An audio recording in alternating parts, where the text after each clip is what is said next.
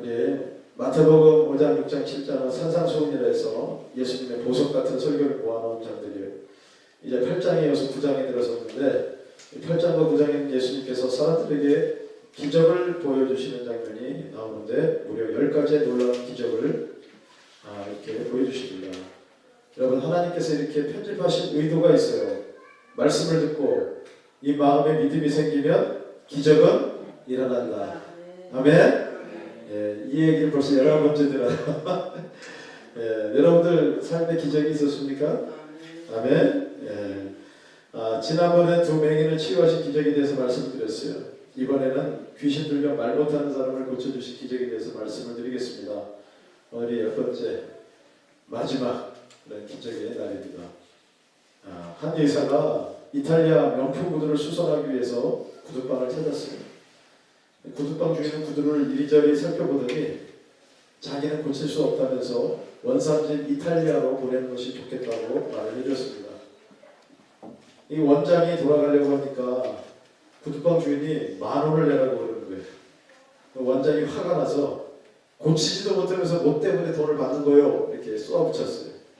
그러자 구두방 주인이 다음과 같이 말했습니다. 제가 저번에 선생님 병원에 가니까 내 병은 여기서 수술할 수 없다면서 대학병원에 가보라고 하시면서 진찰비는 다 받으시더라고요. 저도 진찰비를 받았을 뿐입니다. 예. 그러자 원장은 꿀먹은 벙어리가 되었다고 합니다. 32절 한번 읽어보시겠습니다. 32절. 예, 다시 한번 쭉 보셔가지고 자, 한번 읽어보세요. 자, 시작. 그들이 나갈 때에 귀신 들려 말 못하는 사람을 예수께 데려오니. 우리가 황당한 일을 당할 때 말문이 막힌다라는 표현을 자주 씁니다. 이렇게 말문이 막히는 일이 세상에 적지 않게 있어요. 요 얼마 전에 그 엽총 살인 사건이 연이어 벌어져서 간담을 서늘케 했습니다. 한 사건을 보니까 동생이 형과 형수를 엽총으로 살해했어요. 그리고 그를 잡으러 온 그 경찰까지 살해하고 자살을 했습니다. 그 이유가 무엇이냐? 그래서 돈 3억을 요구했는데 형이 그 소원을 들어주지 않자 화가 나서 살인을 저질렀다는 거예요. 여러분, 이런 소식을 들으면 그냥 말문이 콱 막히는 거예요.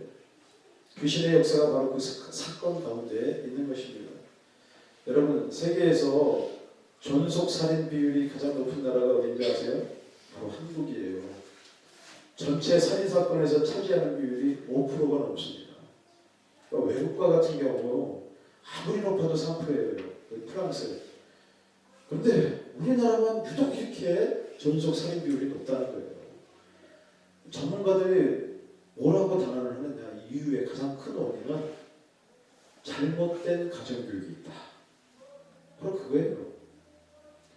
우리나라는 세계에서 교육열이 가장 높기로 유명하지만 정작 해야 될 가정교육은 제대로 하지 않는 것이 실정입니다. 세계 어디에도 없는 그 기러기 아빠 현상이 그것을 대변해줘요. 우리는 기러기 아빠 하면 자녀를 위해서 모든 것을 희생하는 숭고한 아버지의 사랑이라는 생각을 가집니다. 그러나 외국인들에게 기러기 아빠의 이야기를 들으면 전혀 이해를 하지 못해요. 그게 무슨 사랑이냐고 얘기를 합니다. 왜요? 아빠가 없으면 자녀들 가정교육은 누가 시키느냐는 거예요. 아버지가 담당할 몫이 있는데 그것을 누가 하느냐는 거예요. 돈만 보내주는 것이 사랑이냐? 그렇게 반문하는 것입니다. 그렇습니다. 실상 기러기 아빠 현상은 가정교육에 대해서 별 관심이 없는 한국의 현실을 그대로 보여주는 그런 현상인 거예요. 인성이 어떻든 간에 아이들이 공부 잘하는 것이 제일입니다. 끊임없이 남과 비교하고 경쟁해야 하는 이런 사회구조 속에서 물질이 없으면 학력이라도 축적해야 하는 것이 바로 한국의 고단한 현실인 것이에요. 이런 가운데 우리는 경제적 궁핍뿐만 아니라 마음의 궁핍 현상도 함께 겪고 있다는 것입니다. 그것이 가족 간에 서로 잡아먹는 그런 지경까지 쉽게 이르게 한다는 거예요. 우리만큼 교육열이 높기로 유명한 민족이 유대 민족입니다. 그러나 유대인들의 교육은요, 우리와 근본적으로 달라요. 그들은 학교 교육보다 가정 교육을 위에 둡니다. 그러니까 공부를 잘하는 것보다 훌륭한 인품을 갖추는 것을 더 높이 치는데 그 인품은 기본적으로 가정에서 만들어진다고 그렇게 생각을 해요. 내 자녀가 정말로 귀한 존재라면 이 아이를 명품으로 만들어가는 데 있어서 부모는 반드시 아이 교육에 참여해야 한다는 것입니다. 그렇다면 아이들을 어떻게 명품으로 만들어가느냐? 그 기본적인 방법론이 바로 쉐마 교육이에요. 쉐마는 무엇인가? 신명기 6장 4절에 나옵니다. 이스라엘아 들으라. 우리 하나님 여호와는 오직 유일한 여호와이시니. 아멘. 여기서요 들으라 하는 그것이 바로 쉐마입니다. 쉐마 이스라엘. 여러분 가정교육의 기본이 바로 이 듣기라는 거예요. 듣기. 영어에서만 듣기가 중요한 것이 아니에요. 우리 아이가 과연 듣기를 잘하느냐? 그것이 가정교육의 시금석이라는 것입니다. 아이가 듣기를 잘하는지 안 하는지를 어떻게 합니까? 금세 알아요. 부모가 무엇을 말했는데 아이가 번번이 순종하지 않으면 그것은 듣기의 자세가 전혀 형성되어 있지 않다는 것입니다. 이것은 아이의 잘못일까요? 아닙니다. 부모의 잘못이에요. 부모가 아이의 듣는 자세에 대해서 전혀 신경을 쓰지 않았다는 그 반증이에요. 부모가 조금만 신경을 써도 어린 자녀는 반드시 부모의 말을 듣게 돼 있어요. 그래서 우리는 위기의식을 가져야 돼요. 만일 아이의 듣는 자세가 현재 제대로 형성되어 있지 않다면 나중에 머리가 크게 되면 더 말을 듣지 않는 것이 자명합니다. 청이 들면 좋아지겠지 하고 생각하는 것은 큰 오산이에요. 더 늦기 전에 지금 듣기의 자세를 교육시키는 것이 최선이라는 것입니다. 여러분 생각해 보세요. 부모의 말을 듣지 않는 사람이 세상 누구의 말을 듣겠어요? 듣지 않는 사람을 뭐라 그러나요? 외골수라고 그러죠. 먹통이라고 합니다. 왕따로 살기 딱 알맞아요. 이런 사람은 기회를 잡지 못해요. 열려있지 않기 때문에. 그리고 말을 안 듣고서 잘한 애들은 룰을 너무 쉽게 무시해버려요. 그렇기 때문에 기회를 잡았어도 꼭 관계에 문제가 생깁니다. 그래서 곧바로 기회를 잃어버린다는 거예요. 요즘 유행하는 유머 중에 말을 잘 듣게 하는 비법이 있더라고요. 고등학생은 내신 성적에 반영한다고 하면 말을 잘 듣는데요. 대학생은 취업 추천서를 써준다고 하면 그렇게 말을 잘 듣는데요. 또 직장인은 월급 올려주고 승진시켜준다고 하면 말을 잘 듣는데요. 또 아저씨는 정력에 좋은 거라고 하면 말을 잘 듣는데요. 또 아줌마는 살 빠진다고 하면 아주 말을 잘 듣는데요. 여러분 우리 자녀가 이렇게라도 말을 잘 들으면 괜찮은 거예요. 네? 굉장히 훌륭한 겁니다. 근데 요새 세상에 정말 보기 힘든 부류의 사람들이 제대로 말을 듣는 사람이라는 것입니다. 여러분 우리나라 최고 부자가 누구냐? 바로 삼성 이건희 회장입니다. 그 아버지 이병철 회장이 이건희를 후계자로 지목하면서 써준 휘호가 무엇인지 아세요? 바로 경청이에요. 경청. 잘 들으라. 그러면 성공한다. 네? 그거 하나 써줬어요. 근데 이건희는 그거 하나에 올인했어요. 그 말대로 했더니 어떻게 됐느냐. 지금 삼성이 그 기세등등했던 그 일본 전자업체들을 다 무너뜨리고 세계 최정상의 전자업체가 된 것입니다. 여러분 지금 세계 경제 패권을 쥐고 있는 그 유대인들도요. 이 듣기에 일생을 다 거는 사람들이에요. 유대인들은 가정 내에서 신명기 6장의 쉐마 구절을 반드시 하루에 2번씩 암송하게 합니다. 이것이 얼마나 내면화가 됐는지 유대인들은 임종의 순간에 그 의식이 없는 순간에도 쉐마를 암송한다고 해요. 이스라엘아 들으라. 태어나면서 죽을 때까지 이 쉐마가 늘 함께 있는 거예요. 여러분 듣기만 하면 내 인생에 새로운 기회가 열릴 것이다 하는 것을 그 아이들에게 필사적으로 가르치고 자기한테도 날마다 주지시킨다는 것입니다.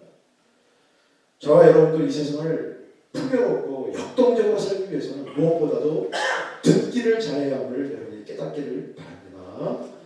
계속 실패하는 사람들을 보세요. 계속 지질이 궁상으로 어렵게 사는 사람들을 보세요. 공통점이 있어요. 아무리 좋은 것들을 제시해도 드리려고 하지 않아요. 이것은 어렸을 때부터 가정교육이 잘못돼가지고 듣는 자세가 몸에 장착되어 있지 않은 것입니다. 그러니까 부모 말도 내가 잘 안 들었는데 네 말을 들을 소냐 하는 그런 그 무의식적인 오만 방자 태도가 몸에 장착되어 있어요. 물론 겉으로는 듣는 척해요. 그러나 안 들어요. 귀에 들려온 것이 그냥 흘러나가는 것입니다. 이것이 제2의 천성이 되어 있어요. 고질적인 습관입니다. 그저 자기 멋대로 사는 것입니다. 그런데 그렇게 사는 사람은요, 자유롭게 사는 것 같지만 사실 그렇지가 않아요. 마귀의 은밀한 조정을 받는 경우가 대부분입니다.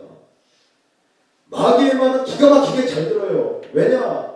마귀는 들으라 하지 않습니다. 은밀히 유혹하는 존재예요. 사람의 기분을 나쁘게 하지 않습니다. 네 마음대로 살아 이렇게 말합니다. 찍어 누르지 않아요. 막 살살 긁어요. 자존심을 한껏 고양시킵니다. 네가 최고다 이렇게 말해줍니다. 그렇게 사람을 실패와 절망의 세계로 끌고 가지만 이 듣기가 되어 있지 않은 사람은요, 그 사실을 전혀 모른다는 거예요. 여러분, 이런 사람들에게 들으라 하니까 얼마나 짜증이 나겠어요. 이 짜증은요, 오랜 세월의 누적이에요. 수많은 상처, 괴로움, 여러 가지 아주 불쾌한 감정이 그 짜증에 배어 있습니다. 그래서요, 더 들으려고 하지 않아요. 그러나 이제는 그 짜증을 한번 극복할 때가 되었어요. 지금 살기가 너무 힘들어졌어요. 내 자녀를 봐도 한숨이 나옵니다. 뾰족한 탈출구도 없어요. 이대로 살다가는 더 인생 살기 힘들어질 것임을 예감하고 있어요. 어떤 쾌락으로도, 어떤 텔레비전이나 수비로도 그 불안감, 그 미래에 대한 그 안전을 생각은요, 계속 수면 위로 올라와요. 여러분, 이제는 변해야 될 줄로 믿습니다. 새로운 인생의 전기를 마련해야 돼요. 어떻게 해요? 간단해요. 들으면 되는 거예요. 쉐마가 내 몸과 마음에 장착되어 가는 가운데 인생의 유의미한 변화가 시작되는 줄로 여러분이 깨닫기를 바랍니다. 여러분, 본교회 가면 요새 엘리베이터에 적혀있는 글귀가 있어요. 제가 어저께도 봤는데 세계 최고의 부자였던 걸 록펠러에게 남긴 어머니의 유언입니다. 이 어머니는 남편을 잘못 만났어요. 남편이 아주 사기꾼이에요. 사기꾼. 가정을 돌보자고 평생을 감당했어요. 이 어머니는 아이들을 홀로 키우면서 가진 고생을 다 했어요. 혼자 키우니까 아이들 학교에도 보내지도 못했어요. 그 대신 가정교육 하나는 제대로 시켰습니다. 특히나 말 잘 안 듣는 아이들을 말 듣는 아이로 키우는데 최선을 다했어요. 이 어머니가 너무 고생을 많이 하고 일찍 죽었어요. 그 사춘기 소년 록펠러에게 다음과 같은 유언을 하겠습니다. 첫 번째, 하나님을 친아버지 이상으로 섬겨라. 두 번째, 목사님을 하나님 다음으로 섬겨라. 세 번째, 주일 예배는 본교회에서 드려라. 네 번째, 11조는 하나님의 것이므로 먼저 구별하고 나머지를 사용해야 한다. 다섯 번째, 아무도 원수로 만들지 말라. 여섯 번째, 아침에 목표를 세우고 기도하라. 일곱 번째, 잠자리에 들기 전 하루를 반성하고 기도하라. 여덟 번째, 아침에는 꼭 성경을 읽어라. 아홉 번째, 남을 도울 수 있으면 힘껏 도우라. 열 번째, 예배 시간에는 항상 맨 앞에 앉아라. 여러분, 엄마가 죽어가는 가운데 들려진 이 유언을 이 사춘기 소년 록펠러는 가슴에 깊이 새겼어요. 그리고 그대로 살려고 아주 최선의 노력을 다했습니다. 그랬더니 하나님께서 그를 미국 역사에서 최고의 부자로 만들어 주시고, 또 11조도 가장 많이 내는 사람으로 만들어 주시고, 역사상 교회를 가장 많이 세우는 그런 사람으로 만들어 주시고, 또 도서관을 가장 많이 세운 그런 사람으로 만들어 주신 줄로 여러분이 믿으시기를 바랍니다. 여러분, 내가 듣는 데서 시작되는 거예요. 듣는 그 쉐마의 자세가요, 내 몸에 장착이 돼 있어야 돼요. 그러면 인생이 변화될 뿐만 아니라 내 자녀의 인생도 극적으로 변화될 줄로 믿으시기를 바랍니다. 여러분, 인생이 변화되기 위해서 이렇게 첫 번째 듣기를 잘해야 된다면, 두 번째는 또 말을 잘해야 돼요. 말하기를 잘해야 된다. 우리 33절 한번 읽어보시겠습니다. 자, 시작. 귀신이 쫓겨나고 말 못하는 사람이 말하기를 무리가 놀랍게 여겨 이르되 이스라엘 가운데서 이런 일을 본 적이 없다 하되. 아멘. 여러분, 유대교는요 쉐마를 강조한다고 하는데 기독교도 물론 쉐마를 굉장히 강조해요. 근데 또 하나 추가해요. 말하는 것에도 비중을 같이 둡니다. 마태복음 16장에 나오는 베드로의 신앙 고백을 들어보세요. 주는 그리스도시요 살아계신 하나님의 아들입니다. 아멘. 여러분, 이 말에 예수님이 격찬을 하시면서 이 반석 위에 내 교회를 세우리라. 즉 베드로의 신앙 고백 위에 교회를 세우시겠다는 말씀이에요. 여러분, 믿음의 말에 교회가 세워질 정도라면 여러분의 축복된 인생도 믿음의 말 위에 얼마든지 세울 수 있음을 깨닫기를 바랍니다. 예수님께서 겨자씨만한 믿음이 있으면 어떤 일이 일어난다고 하셨어요? 마태복음 17장 20절에 진실로 너에게 말하노니 만일 너에게 믿음이 겨자씨 하나만큼만 있어도 이 산을 명하여 여기서 저기로 옮겨지리라 하면 옮겨질 것이요 또 너희가 못할 것이 없느니라. 아멘. 여기서 중요한 것은 내게 겨자씨 하나의 믿음이 있다면 말로써 명하라는 거예요. 명령하면 산이 옮겨지는 역사가 나타난다는 것입니다.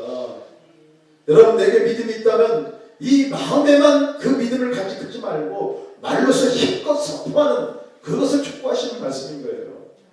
민수기 14장에 보면 하나님께서 내 귀에 들린 대로 내가 너에게 행하리라 이렇게 말씀하셔요. 그러므로 말을 해야 된다는 거예요. 말대로 된다는 거예요. 잠언서 18장 20절에도 사람 입에서 나오는 열매로 말미암아 배부르게 되나니 곧 그의 입술에서 나는 것으로 말미암아 만족하게 되느니라. 밤마다 누워서 어떻게 하면 돈을 많이 벌까 궁리하는 것보다 믿음에 말려서 감사를 선포하세요. 가정에 축복하고 아이들에게 축복하고 일에 축복하세요. 그렇게 하면 감사와 축복이 넘치는 그런 삶이 전개가 된다는 것을 여러분이 믿으시기를 바랍니다. 여러분, 믿음은 말로서 반드시 표현해야 된다는 거예요. 입술의 열매를 맺어야 된다는 거예요. 여러분, 우리 교회 우리 예배 시간에 와가지고 한 20분 동안 찬양을 많이 하는데 이게 얼마나 고귀하고 중요한지 몰라요. 히브리서 13장 15절에 보니까 우리는 예수로 말미암아 항상 찬송의 제사를 하나님께 드리자. 이는 그 이름을 증언하는 입술의 열매니라. 아멘. 예, 대단한 거예요. 20분 동안 찬양을 하는 것이요. 여러분, 하나님께서 우리가 드리는 찬양을 입술의 열매로 여러분이 인정을 하신다는 것입니다. 그리고 이렇게 말씀하셔요. 이사야 57장 19절에 입술의 열매를 창조하는 자 여호와가 말하노라. 먼데 있는 자에게든지 가까운 데 있는 자에게든지 평강이 있을지어다. 평강이 있을지어다. 내가 그를 고치리라. 아멘. 예. 이렇게 믿음의 말과 입술의 찬양이 굉장한 위력을 발휘한다는 것을 깨닫고 우리는 늘 말을 잘 해야 되는 것입니다. 그러나 우리의 언어 습관을 보면 이건 정말 안타까운 일투성이에요. 말을 원망과 불평과 저주의 용도로 사용하는 경우가 너무나도 많다는 거예요. 비판과 거짓말의 용도로 사용하여 남을 실족시키는, 그리고 자신도 실족시키는 그런 용도로도 쓴다는 거예요. 여러분, 믿음이 있는 사람의 말은 이 부정적인 것에도 막강한 파워가 실린다는 것을 우리가 깨달아야 된다는 거예요. 안 된다, 안 된다 하면 세상 사람들이 안 된다는 것, 안 되는 것보다 더 안 된다는 거예요. 죽겠다, 죽겠다 하면 더 죽을 일이 생기고 더 폭삭 나가는 일이 생긴다는 것입니다. 여러분, 교회 안에 있는 사람들이 더 어렵게 살아요. 더 힘들게 삽니다. 더 되는 일이 없어요. 늘 막혀버려요. 더 빈궁합니다. 왜요? 그 평소 하는 말의 습관대로 되는 거예요. 하나님께서 약속하셨잖아요. 내 귀에 들리는 대로 해주겠다. 여러분, 이 말씀이 여러분의 일상에 엄격하게 적용되고 있다는 사실을 여러분들 명심해야 된다는 것입니다. 그러므로 이제부터는 말을 조심해서 사용하는 그런 사람들이 되시길 주의로 축원합니다. 그래서 늘 감사의 말을 하셔야 된다는 거예요. 네? 기계처럼 돌아가고 있다. 내 귀에 들리는 대로 해주는 그 역사가 기계처럼 돌아가고 있다. 그래서 늘 긍정의 말을 하고 늘 사랑의 말을 하세요. 그런 말들이요, 도저히 목구멍에서 안 나오면 찬양이라도 열심히 부르세요. 내 하루의 언어를 한번 분석해 보시기 바랍니다. 여러분 100%다 좋은 언어로 채울 수가 없어요. 그러나 이제 결단해야 됩니다. 최소한 감사와 긍정의 말이 50%는 넘어야 된다. 아멘. 모든 부정적인 것을 상쇄하고 그래도 1%는 남겨야 된다. 아멘. 예, 이것은 전쟁입니다. 영적인 전쟁이에요. 우리를 파괴시키고 멸망시키기를 원하는 마귀는 끊임없이 우리에게 불평과 원망의 생각을 계속 불어넣어요. 그리고 말로 해라. 계속 말로 한번 터뜨려 봐라. 여러분 이것을 이겨야 됩니다. 그래서 말씀을 가까이 하고 외우세요.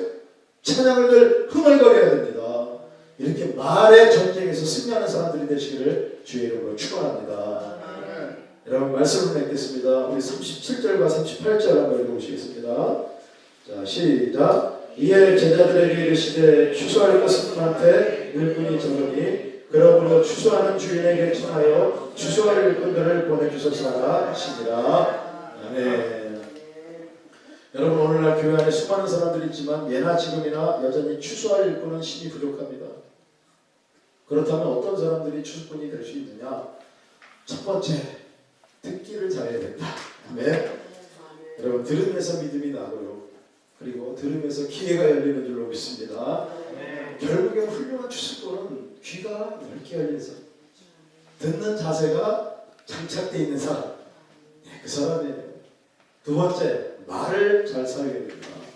믿음은 말로서 표현되고 선포되어야 해요. 말이 교회를 세운다 그랬죠. 여러분의 인생도 세우는 줄로 믿습니다. 그래서 감사의 말, 긍정의 말, 축복의 말을 많이 하세요. 더불어 찬양도 많이 들으시고, 그래서 입술의 열말을 아주 좋게 지으시기 바랍니다. 그럼 하나님의 역사로 말미암아 기적의 주인공, 축복의 주인공이 되는 줄로 믿습니다. 이 사람이 바로 수많은 사람들을 주님께로 데리고 올 수 있는 그런 위대한 추수꾼이 될 수 있다는 것입니다. 여러분 그동안 주님이 베풀어 주신 10가지 기적을 한 2달간에 걸쳐서 여러분이 들었어요. 여러분 나병이 나았습니다. 열병이 떠나갔어요. 정신병이 나았어요. 중풍병이 나았어요. 영혼이 망가진 그런 세리 인생이 변했어요. 혈루증이 나왔습니다. 죽은 딸이 살아났어요. 맹인이 앞을 보게 됐어요. 벙어리가 말을 하게 되었습니다.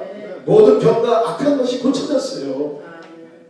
여러분 이러한 기적이 여러분의 기적이 되기를 바랍니다. 여러분이 고쳐지기를 원하시면 크게 한번 아멘 해보세요. 여러분의 인생이 극적으로 변화되기를 원하시면 크게 아멘 해보세요. 여러분 이제 주님을 진실로 믿으십시오. 주저와 회의를 내려놓고 이제 주님께 담대히 나아가길 바랍니다. 간절히 부르짖으며 은혜와 기적의 때를 기다리는 믿음의 사람들이 되시기를 주의 이름으로 축원합니다. 기도하겠습니다.